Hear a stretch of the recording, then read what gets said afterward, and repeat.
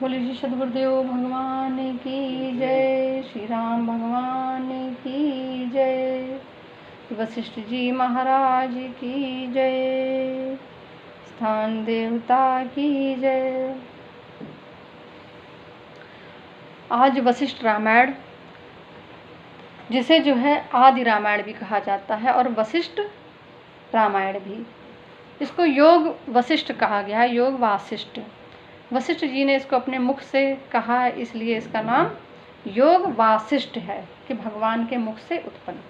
अभी तक जो है वैराग्य प्रकरण सुना है। अब जो है इसके पश्चात आता है मुमुक्षु व्यवहार प्रकरण कि भगवान राम ने जो है किस प्रकार का मुमुक्षु व्यवहार किया। मुमुक्षु का मतलब है कि जिसकी मोक्ष प्राप्त करने की इच्छा हो उसको ही मुमुक्षु कहते हैं। तो इसमें सबसे पहले जो है एक जो है सुखदेव जी का वृत्तांत आता है। भगवान कहते हैं कि सुखदेव जी को जो है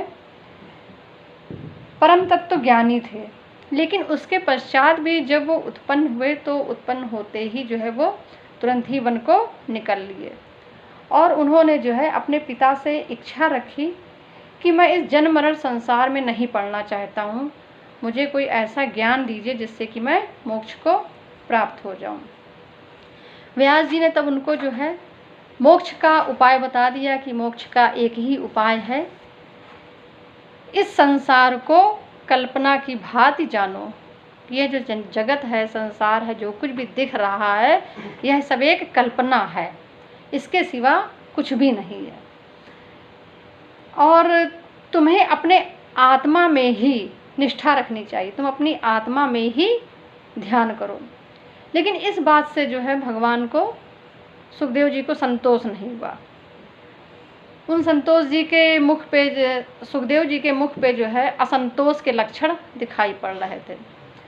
तो व्यास जी समझ गए कि ये जो है इनको कुछ समझ में भी बात नहीं आई है। तो उन्होंने कहा ठीक है, ऐसा है कि भूतल पर एक जनक नाम के प्रसिद्ध राजा रहते हैं, तुम उनके पास जाओ और वहाँ जा कर के उनसे जो है तत्व ज्ञान ग्रहण करो, मोक्ष जानने का उपाय जानो।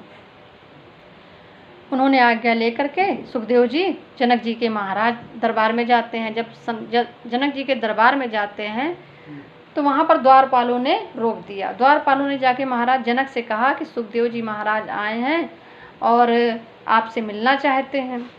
जनक जी आत्मज्ञानी थे, भगवान के परम प्रेमी थे, उन्होंने जो है उन पर ध्यान नहीं दिया। उन्होंने कह दिया कि ठीक है, उनको जो है वहीं दरबार में बाहर ही रोक दो, मैं उनसे बाद में मिलूँगा। तो कुछ समय के लिए उनको वहीं पर स्थान दे दिया गया और वो जो है वहीं पे द्वारपाल उनकी सेवा में लग गए। इस तरह से सुखदेव जी वहाँ पर शांत भाव से उनका इंतजार करते रहे, जनक जी का, और वहीं पर इंतजार करते रहे। इस तरह से 7 दिन बीत गए। सुखदेव जी ने कोई भी उद्वेग नहीं किया और वहीं पर वो चुपचाप बैठे रहे। 7 दिन बाद जो है जनक जी आते हैं। जब जनक जी आए हैं तब उन्होंने उनका स्वागत किया है और जनक जी ने जो है फिर कहा है कि आप स्वयं जो है परम ब्रह्म है, आपको स्वयं ही पहले से ही तत्व ज्ञान हो चुका है।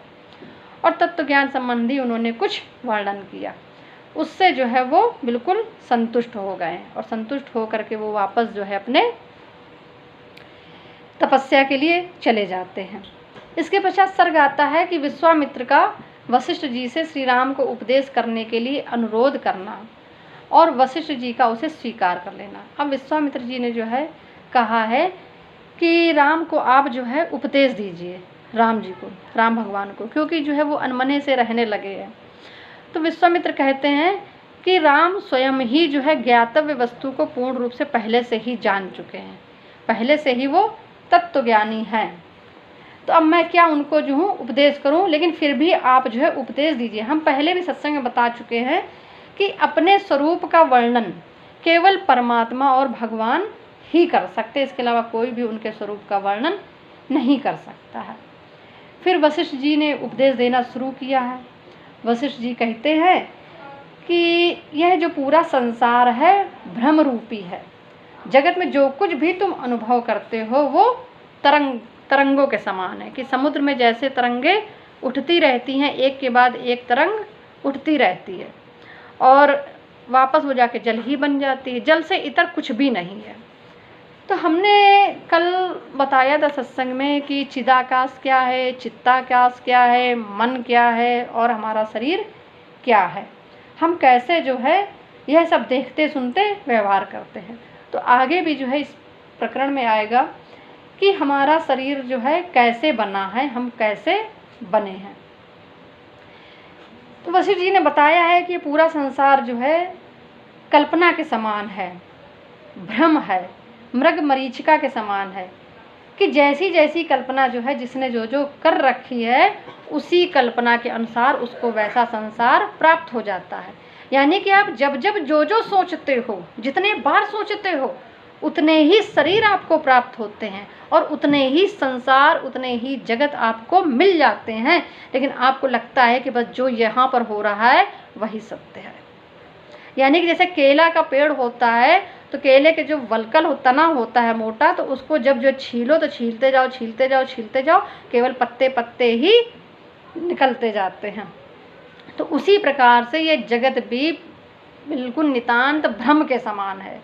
इसमें आगे एक बड़ी अच्छी कथा भी आई है सरस्वती की लीला की, कि उसने कैसे अपने पति को प्राप्त किया और कैसे जो है इस संसार की लीला को देखा।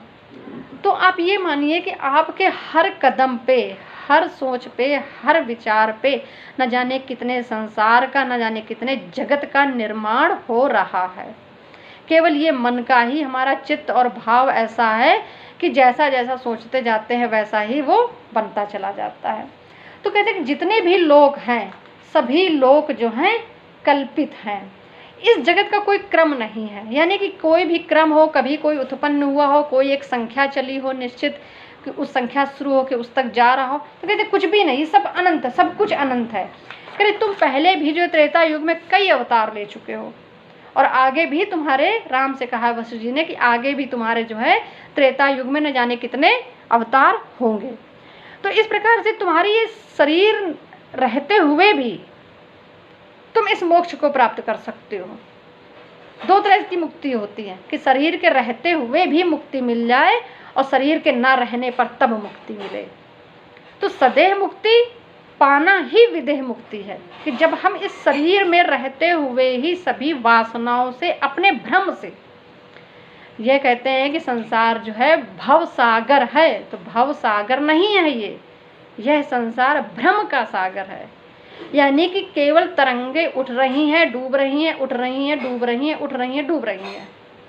जो जल है परमात्मा ही जल स्वरूप है, सागर ही जल स्वरूप है। तो इस सागर जो जल स्वरूप है उस जल ने ही केवल एक भाव, उस जल में जब नदियां मिलती जाती हैं, जितनी नदियां मिलती जाती हैं, तो उन नदियों के मिलने से जो जल उठता है तो तरंग के रूप में भाषित होता है कि एक नई तरंग पैदा हुई। पैदा कुछ नहीं होता है, वो था, है और रहेगा। तो नदियां केवल मिल रही हैं, बरसात हो रही है, हवा चल रही है, तो ये उसका प्रभाव पड़ रहा है कि समुद्र से तरंगे उठ रही हैं, बन रही हैं, मिट रही हैं। लेकिन वो जल जो है जल ही है, जल के सिवा कुछ और नहीं है उसमें। तो इसी तरह से तरंगे हमारे और जो है संसारियों के संबंध में जितनी भी तरंगे हमारे मन में उत्पन्न होती हैं तरंगे, तो तरंगों के सापेक्ष ही संसार का निर्माण होता चला जाता है। यानी कि जब जब जितना जैसा सोचते जाते हैं वैसा वैसा संसार होता चला रहा है। आज हम यहाँ पर इस समय जो है कार्य कर रहे हैं, बोल रहे हैं, आप सुन रहे हो, तो आप ऐसे ही कुछ और कल्पना कर लो तो वो एक दुनिया और तैयार है। ठीक, वो एक दुनिया और तैयार है और उस जगत में आप वहाँ पर फिर कार्य और व्यवहार वैसे ही कर्म कर रहे हो। क्यों? क्योंकि प्रत्येक कण में भगवान है, ये आप जानते हो। ये भी हमने कल सिद्ध किया था कि प्रत्येक कण में भगवान है, भगवान में हम हैं। तो जितने कण हैं उतने ही संसार हैं और उतने ही तुम भी हो, तुम भी उतने ही अनंत रूप धारण कर लेते हो, क्योंकि हम परमात्मा में है ना। तो हमारे अंदर बाहर कोई भी ऐसा स्थान है ही नहीं कि जहाँ पे परमात्मा नहीं है। अब कल्पना है कि उसके अंदर आपने जो कल्पना करी, जब प्रत्येक कण में, और सोचिए कि आप इतने से एक स्पेस में, एक वर्ग मीटर के क्षेत्र में कितने कण होंगे, आप उन कणों को गिन नहीं पाएंगे। और प्रत्येक कण में भगवान है, पूरी दुनिया जानती, सारे ग्रंथ कहते हैं, ये आपको सिद्ध भी है कि हर वस्तु में भगवान है, हर जगह भगवान है। तो उसी तरह से आपने जितनी कल्पना करी, जितना सोचा, बस उतनी एक दुनिया तैयार। आप ऐसे अंदाजा लगाइए, कहा कि आपके अंदर चित्त का आकाश है, चित्त का आकाश आपके अंदर है कि सपने में आप सोते हो और कितनी दुनिया का निर्माण कर लेते हो सपने के अंदर, न जाने क्या क्या देख लेते हो, पूरा मकान, महल और दुकान और व्यापार और कुछ भी देख लेते हो। तो क्या वो सत्य होता है? लेकिन उसके संदर्भ में व्यवहार सत्य होता है। जैसे आपने सपने में भूत देखा, भूत सत्य नहीं है, लेकिन भूत को देखते ही आपकी चीख निकल गई, आप कांप उठे, आप चिल्ला के उठ बैठे। तो आप जो चिल्लाए, जो कांपे, जो उठ के बैठ गए, वो सत्य है। वो आपको बाद में अनुभूति सत्य की हुई है उसकी, क्योंकि वो चेतना ने किया है, लेकिन भूत सत्य नहीं था। तो उसी तरह से अनंत परमात्मा है, तो अनंत हमारे भी रूप हैं और हमारी कल्पनाएं भी अनंत तो चलती रहती हैं। हमारी कल्पना से परे ही ये जगत है, हमारी कल्पना ही जगत है, ये संसार है। और यही एक किसी कल्पना में जब हम निष्ठा रख लेते हैं, परम श्रद्धा रख लेते हैं कि हमें सिर्फ इसी सत वासना से ही युक्त रहना है, परमात्मा की वासना में ही आसक्त रहना है, परमात्मा में ही केवल हमारी निष्ठा होनी चाहिए। दो तरह की वासना कही गई है इसमें, शुद्ध वासना और एक मलिन वासना। यानी कि जब आप शुद्ध वासना से युक्त हो जाते हैं, भगवान के लिए जान लेते हैं कि सब कुछ परमात्मा है, सारा कर्म परमात्मा है और हमें परमात्मा के लिए ही सोचना है, सद्भाव से ही सोचना है, तो आप परमात्मा के जगत में प्रवेश कर जाते हैं। वहीं से बस परमात्मा के जगत में आप प्रवेश करते हैं, वहीं से आप दिव्य अनुभूतियां महसूस करते हैं और उसी अनुसार आपके दिव्य लोकों का निर्माण होना शुरू हो जाता है। अभी तो आपको लगता है करीब छोटे से कमरे में, एक छोटे से घर में, 200 वर्ग गज के मकान में हम रह रहे हैं, लेकिन कल्पना आप करने लगते हैं, ज़्यादा खोने लगते हैं, तो सपने में वही जो है दिखने लगता है। और यही होता है कि अंते मति सो गति, कि यही अंत तक जो आप अंत समय में जो सोच लेते हैं, तो वैसी ही गति, वैसा ही लोक, वैसा ही दुनिया, वैसा ही जगत दिख जाता है। भगवान के लिए क्या कमी है? उसके लिए कोई 200-400, 500, 1000 या 5 लाख की आबादी वाला थोड़ा नहीं, वो तो अनंत है, कोई नहीं गिन सकता। जैसे आप कण नहीं गिन सकते हो, कण अनंत है इस संसार में, गिन सकते हो कण? आप नहीं गिन सकते हो। तो हर कण में जब परमात्मा है, तो हर कण में वो एक संसार आप बना लेते हो, बना सकते हो अपनी कल्पना से। तो वशिष्ठ जी कहते हैं कि तुम्हारे तो न जाने कितने पहले भी अवतार हो चुके हैं, तुम्हारे आगे भी न जाने कितने अवतार होंगे, और तुम्हारे अवतार ऐसे ही होते रहते हैं। इस तरह से वशिष्ठ जी ने बताया। फिर जो है वशिष्ठ जी कहते हैं कि तुम जो है सत्कर्म के अनुसार ही जो है कार्य करो, जो शास्त्रों के अनुसार जितने कर्म है उनको तुम करो। मन से किसी वस्तु की जो व्यक्ति इच्छा करता है, लेकिन वैसा जब कर्म नहीं करता है, तो वो उसको पागल कहते हैं, कि वो पागल के समान है और सोचता है कि दैव नामक कोई वस्तु, दैव दैव आलसी पुकारा। कुछ लोग होते हैं कि भगवान आके कर जाएगा, भगवान आके दे जाएगा। तो आपकी कल्पना, आपका चित्त जो है वही आप हो। बस जैसे ही आपने कल्पना कर रखी है, मन में आप सोचते जाते हो, सोचते जाते हो, सोचते जाते हो, वैसा ही आप बनते जाते हो। आपको कोई नहीं यहाँ पे रोक पाएगा कि कुछ आप बनना चाहो और कोई आपको कुछ और बना ले। आप वही बनोगे जो आप सोच रहे हो, जो आप कल्पना कर रहे हो, चित्त में जो चल रहा है। तो आज जो कुछ भी है आप या हम कुछ भी, तो इसकी तैयारी आपने कई सालों से कर रखी, यानी कि मन में उसका बीज जो है निरंतर बराबर पड़ता रहा है। तो उसके परिणाम स्वरूप ये फल रूपी कर्म आपके सामने आ जाता है, परिणाम आ जाता है कि आपको दिखाई देने लगता है कि आपने अगर IAS PCS बनने के लिए कर्म कर रखे हैं, या आपने साधु संत बनने के लिए कर्म कर रखे हैं, या संसारी बनने के लिए, चोर डाकू पापी बनने के लिए, तो ये मन में आपके चल रहा था, कई सालों से चल रहा था, बहुत समय से चल रहा था, और वो चलते चलते वो जाकर के परिणति अपने आप हो जाती है। इसमें कोई देवता सहायक नहीं कि कोई देवता आकर के बना जाता है, कर जाता है, कोई परिस्थिति सहायक नहीं है, केवल चित्त, आपका चित्त। फिर कहते हैं कि दैव नाम की कोई चीज़ नहीं है, ये कर्म और ये इंद्रियां ही दैव हैं। हम पहले भी सत्संग में बता चुके, जो हमारी ये इंद्रियां हैं ये देवता ही है। क्योंकि इन इंद्रियों से हम ग्रहण कर रहे हैं, निरंतर कुछ ना कुछ ग्रहण कर रहे हैं। क्या ग्रहण कर रहे हैं? जैसा ग्रहण कर रहे हैं वैसा ही बन रहे हैं। तो कह रहे हैं कि अगर तुम्हारे पूर्व जन्मों के बहुत जो है पाप हैं, बहुत पाप हैं, तुम्हें इस जन्म में सफलता नहीं मिल रही, बार बार तुम जो दुखी हो रहे हो, तनाव आ रहा है, कोई संकट आ रहा है, विपत्ति आ रही है, तो कहते हैं कि इस जन्म में तुम इतने शुभ कर्म करो, शुभ वासना से युक्त होकर कर्म करो कि तुम्हारे पूर्व जन्म के पाप कट जाएंगे। कहते हैं कि दो भेड़ें हैं, वो दो भेड़ें जो हैं आपस में निरंतर लड़ा करती हैं, एक पाप की भेड़, एक पुण्य की भेड़।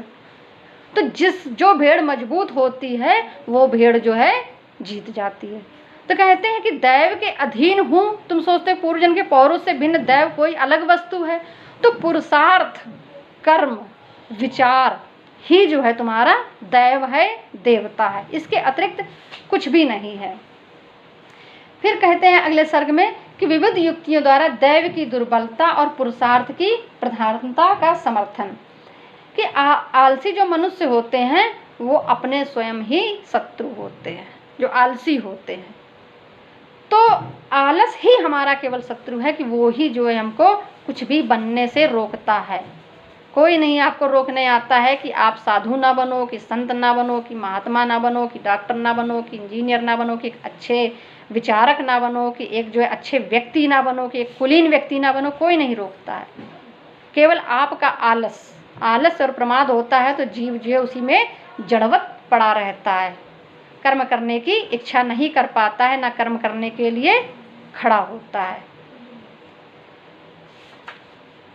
वशिष्ठ जी कहते हैं कि बुद्धि, मन और कर्मेंद्रियों के द्वारा की जाने वाली जो चेष्टाएं हैं वही पुरुष हैं, पौरुष के रूप में है। वही जो तुम्हारा पुरुषार्थ है, बुद्धि से, मन से और कर्मेंद्रियों से तुम जो कुछ चल रहे हो। तो ये पूरे संसार में जो पूरा व्यापार हो रहा है, हम सब एक व्यापारी की भांति हैं, और मन ही केवल हमारा सबसे बड़ा व्यापारी है। वो मन को जो अच्छा लगता है उसी चीज को लेने के लिए पूरा प्रयास करता है। कहते हैं कि बृहस्पति जो देवताओं के गुरु हैं, तो वो भी अपने पुरुषार्थ से ही जो है देवताओं के गुरु बने हुए हैं। अब कह रहे हैं कि पुरुषार्थ की प्रबलता बताते हुए दैव के स्वरूप का उन्होंने विवेचन किया है और शुभ वासना से युक्त होकर सत्कर्म करने की प्रेरणा दी है। कि शुभ और अशुभ है क्या, और कहते जो शुभ और अशुभ के फलस्वरूप जो तुम्हें मिलता है परिणाम, उसी को उन्होंने दैव कहा है। वही दैव है, उसी को देवता कहा जाता है। अशुभ से आपको जो भी फल मिल रहा है, भाई शक्तिवान तो देवता भी हैं और शक्तिवान राक्षस भी होते हैं, असुर भी होते हैं शक्तिवान, चोर डाकू भी जो है होते हैं शक्तिवान, उनके पास भी तमाम शक्तियां वो इकट्ठा कर लेते हैं। फिर कहते हैं भगवान कि वासना जो है हमारे मन से भिन्न नहीं है। तो हमारे आपके शरीर में मन ही पुरुष है, मन ही पुरुष है, और मन ही हमारी वासना है। यानी कि जैसा मन आपका है बस वही आप हो, इसके अतिरिक्त कहीं कुछ नहीं है। तो चेतना जहाँ है, तो चेतना स्वरूप, चेतना मात्र स्वरूप प्राज्ञ पुरुष बताया गया कि तुम जो हो चेतना स्वरूप हो, तुम जड़ शरीर नहीं हो, जड़ नहीं हो, जड़वत नहीं हो। यह सब तो केवल 5 भौतिक पदार्थों से मिलकर बना है, क्षितिज जल पावक गगन समीरा, इन तत्वों से बना है। इसके अलावा जो तुम चेतना हो, यानी कि तुम अपने ही प्रकाश से प्रकाशित हो रहे हो, तुम्हें और कोई प्रकाश नहीं दे रहा है। क्योंकि जब अब तुम बैठे कहाँ हो, अभी कल सत्संग में बताया था कि हम कहाँ बैठे हैं, हम परमात्मा की गोद में बैठे हुए हैं, हम परमात्मा के अंदर हैं। जब हम ट्रांसफार्मर में ही बैठे हुए हैं जहाँ से बिजली उत्पादन हो रहा है, तो निश्चय ही हम प्रकाशित हैं, स्वयं प्रकाशित हैं, हम अपने आप से प्रकाश को फैला रहे हैं। लेकिन कल्पनाएं ऐसी भ्रमित कर लेते हैं कि उन कल्पनाओं के फलस्वरूप जो है हमको अपना स्वरूप नहीं दिखाई पड़ता है। फिर जो है वशिष्ठ जी ने बताया है कि ज्ञान से ही जो है आप इस वैराग्य को प्राप्त कर सकते हैं, और यह जो ग्रंथ है ज्ञान का सबसे बड़ा भंडार है। एकमात्र ज्ञान, यानी यहाँ तक कहा है कि जहाँ पर संतों का समाज होता है वहीं पर तीर्थ होता है। आप ये समझो कि गोमुख से गंगा निकली है, फिर उसके बाद कहाँ कहाँ आई है, हरिद्वार आई है, फिर उसके बाद आगे पूरी बढ़ती हुई कानपुर तक आई है। तो उसके अलावा कितनी जगह पे तीर्थ है, मेन तीर्थ आपका हरिद्वार है, बद्रीनाथ है, केदारनाथ है, प्रयागराज है, ये सब तीर्थ कहे गए, जहाँ पे एक स्थान पे तीर्थ कहे गए। तो उसके अलावा जो बीच में जगह बचती है जहाँ पे जंगल है, क्या उनको तीर्थ कहा गया है? नहीं कहा गया तीर्थ उनको। क्यों? क्योंकि इन स्थानों पर संतों ने आकर के ज्ञान का अर्जन किया है, साधुओं ने ज्ञान का प्रचार प्रसार किया है, ज्ञान को उन्होंने जो वहाँ पर बढ़ाया है। तो ज्ञान स्वरूप जो आत्माएं जहाँ जहाँ है बस वहीं पर तीर्थ है।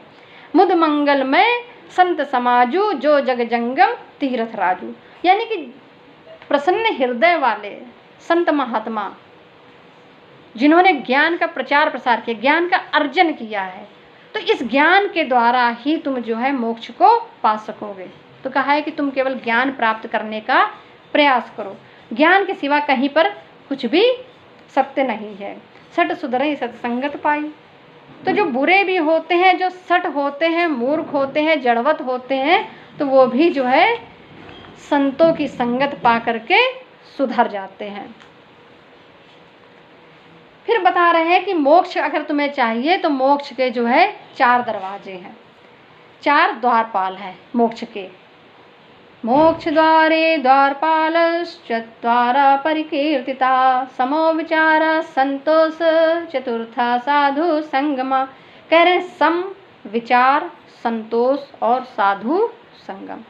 यानी कि तुम जो है सम करो। समन किसका करना है? हमें अपनी इंद्रियों का समन करना है और हमें विचार करना। अभी बताया कि विचार से ही जो है हमको परमात्मा की अनुभूति हम कर सकते हैं। और जो है आप संतोष रखिए, यानी कि जो कुछ भी आपको प्राप्त हो गया है वो सब कुछ है। जिसको ज्ञान हो गया, सबसे पहले जिसने अपना निग्रह किया है इंद्रियों का, फिर उसने विचार किया है कि अब जो हमें मिला है या हमें और कितना मिलना है, कितना प्राप्त करना है। तो जिसने उपयोगिता जान ली है कि इतनी वस्तु से भी हमारा काम चल सकता है और ज़्यादा वस्तु हो तो भी जो है लोभ बना रहेगा। तो जो साधक है तो उसने जो है ये जान लिया है कि जितना भी हमारे पास है, हम कुछ भी नहीं हम कहते हैं मेरे पास, लेकिन हम है कहाँ पर? हम परमात्मा की गोद में बैठे हैं, हम उसके अंदर ही जब समाये हुए हैं तो हमें अब और क्या चाहिए। जो सच्चे साधक हैं, सच्चे सिद्ध संत हैं, तो उनकी यहीं से सारी इच्छाएं समाप्त हो जाती हैं। क्योंकि उनको वहाँ से जब जो व्यक्ति ट्रांसफार्मर में बैठा है तो उसको जो है जहाँ से बिजली उत्पादन हो रहा था उसको कैंडल की और दिया की जरूरत नहीं पड़ती है बाहरी चीज़ की, क्योंकि लगातार वहाँ से उत्पादन हो रहा है और पूरे संसार को दे रहा है बिजली। तो जब परमात्मा की गोद में बैठे हैं तो उससे बड़ा हमें और क्या चाहिए? सब कुछ तो उसके अंदर ही है, उससे बाहर कुछ भी नहीं है और ना उससे कुछ भी बड़ा है। परमात्मा से बड़ा कुछ भी नहीं है, उससे ज़्यादा मूल्यवान कुछ नहीं है। तो जिसको ये ज्ञान हो गया है तो वो केवल क्या चाहेगा? एक अनुभूति चाहेगा।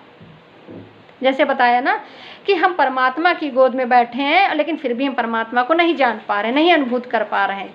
जैसे कि एक बच्चा जो होता है माँ के गर्भ के अंदर होता है लेकिन माँ को पहचानता नहीं है। हो जो बाहर निकलते कोई जो भी उसको पाल ले वो उसी को अपनी माँ समझने लगता है। लेकिन बच्चा जब बाहर निकला है तो उसको माँ से क्या चाहिए? उसको माँ की केवल सानिध्य चाहिए, प्रेम चाहिए माँ का सबसे पहले, दूध तो बाद में चाहिए। बच्चा तो कई बार रोता है और रात में रोता है तो माँ का उसको अलसाई हो तो ठोक ठोक के सुला दे तो फिर सो जाए भूखा होने के बाद भी, क्योंकि वो अनुभूति है कि माँ हमारे पास है, उसको पकड़े हुए सो रहा है, उसके चिपक रहा है। तो अनुभूति चाहिए। अनुभूति से जो खुद ही जो है आत्मा और ये पूरा शरीर तृप्त हो रहा है। जो साधक है तो उनको परमात्मा की अनुभूति चाहिए। जानते हैं कि हमारे जीने के लिए तो हमें जीने के लिए खाना है, जो भी मिल जाएगा उससे हम जी लेंगे। इस जीव के लिए नहीं खाना है कि हम इस जीव के लिए खाएं, क्योंकि जीव के खाने के लिए तो कभी भी जो है आपकी तृप्ति नहीं होगी।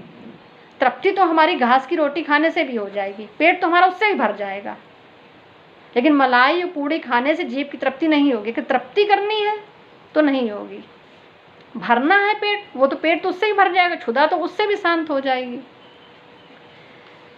तो वशिष्ठ जी कहते हैं कि तुम साधुओं का, संतों का संगम करो। कह रहे हैं कि ये 4 चीज़ें जो हैं, जो भी देखो इसके साधक हो तो उनको 4 चीज़ें अपने जीवन में हमेशा याद रखनी चाहिए। पहली चीज़ सम, दूसरी विचार, तीसरी संतोष और चौथा साधुओं का सानिध्य। कह रहे हैं कि तुम इन 4 चीज़ों को पकड़ने की कोशिश करो। वशिष्ठ जी कह रहे हैं अगर तुम इन 4 चीज़ों को नहीं पकड़ पा रहे हो, नहीं इनको तुम अभ्यास में ला पा रहे हो, तो इनमें से तुम कोई 3 चीज़ पकड़ने की कोशिश करो। अगर इन 3 चीज़ों को भी तुम नहीं पकड़ पा रहे हो तो तुम इनमें से कोई 2 चीज़ों को पकड़ने की कोशिश करो। और कोई 2 चीज़ें भी अगर तुम नहीं पकड़ पा रहे हो तो इनमें से तुम कोई एक को ही पकड़ लो, तो भी जो है तुम मोक्ष को प्राप्त हो जाओगे। अब वशिष्ठ जी कहते हैं कि तुम जो है स्वयं ही परम ब्रह्म परमात्मा हो, तुम योग्य हो, तुम्हें स्वयं ही तत्व का ज्ञान है, लेकिन फिर भी जो है तुम्हारी निष्ठा है उस परम ब्रह्म में। तुम्हें जो है ये संसार जो है फीका लग रहा है, बेकार का लग रहा है, तो मैं जो हूँ तुम्हारे लिए उपदेश करूँगा, मैं तुमको बताऊँगा, मैं तुमको ज्ञान दूँगा और मैं उस परम ब्रह्म का जो हूँ वर्णन करूँगा कि पूरा वो परम ब्रह्म कौन है और उसको कैसे हम जान सकते हैं। तो कहते हैं कि शांत वही है, इस मोक्ष मार्ग पे वही जीव चलेगा जिसकी जो है इस संसार में रुचि नहीं है, जो इससे जो है थक चुका है इस संसार से। कह रहे 2 प्रकार के प्राणी होते हैं संसार में।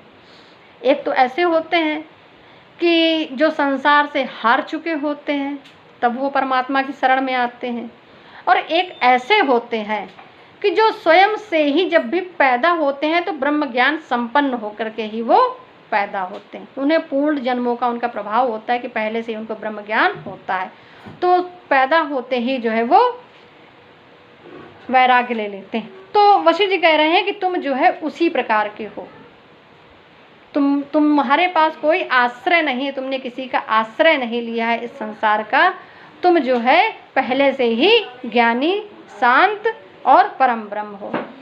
फिर कहते हैं कि इन 4 गुणों में से किसी एक गुण का श्रवण कर लो, एक गुण को ही पकड़ लो, तो इससे तुम जो है मोक्ष को प्राप्त हो जाओगे। इसमें वशिष्ठ पुराण में कई सर्ग हैं। यह जो है हमारा चल रहा था मुमुक्षु व्यवहार प्रकरण। तो इसमें भगवान के